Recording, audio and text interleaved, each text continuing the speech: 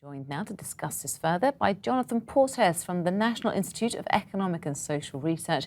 We're also joined tonight in Westminster by Labour MP Frank Field, who is the co-chairman of the cross-party group on balanced migration. And gentlemen, it's good to have you on the programme tonight. Frank Field, let's start with you. What do you make of these numbers? Do they cause you concern? They not only cause concern now, they've always caused concern. The rules are such that if you claim to be self-employed, and you're from Bulgaria or Romania, you can come into this country. But there are not that many checks to see whether you are self-employed. But what these figures do show is that despite record unemployment, there are jobs for people in this country, and that large numbers of people continue to come into this country to take those jobs. So therefore I would actually ask the government to do three things. First of all, I think while we have such official large-scale unemployment, we should ask to withdraw temporarily from the free movement of labour in Europe.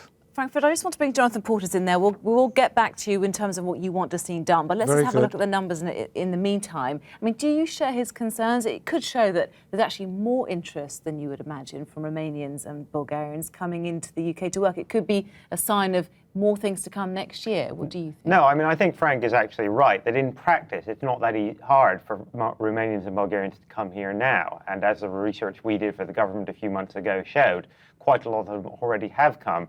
As Frank said, they say they are self-employed, and it's a fairly grey area. So you're concerned like Frank then, are you? No, I'm not. I don't think there's anything particularly to be concerned about. We're talking about an extra 30,000 people. That's 1 in every 1,000 of the UK labour force. This is not a flood. About 400,000 people from the rest of the world and from the rest of the UK move to London every single year, and a similar number move out. This is what a flexible, dynamic and successful labour market looks like. So, yeah, this isn't a flood, is it, Frank Field? It's 0.3% of the population. It's nothing to get worried about. Yeah, well, Jonathan presents the figures very well.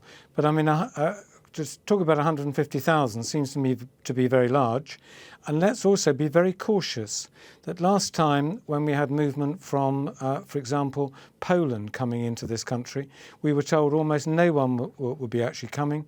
We know that something like 600,000 did come. So there will be, once the restrictions are officially lifted, the beginning of next year, there will be a mass migration into this country. And for a simple reason is that jobs pay a lot more here.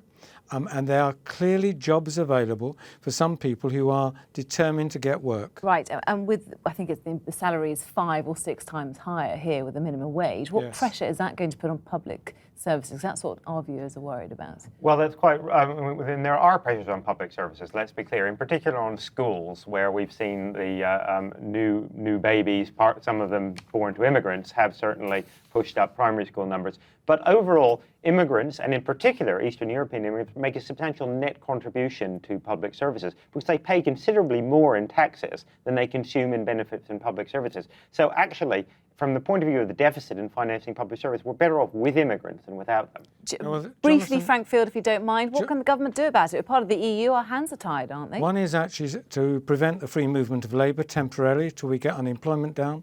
Secondly, introduce restrictions on benefit that you've had to pay in before you can actually take out, and link welfare reform so that younger people do not continuously draw benefit when there are clearly jobs available. OK, gentlemen, we have to leave it there. Frank Field and Jonathan Portes, thank you very much. Welcome.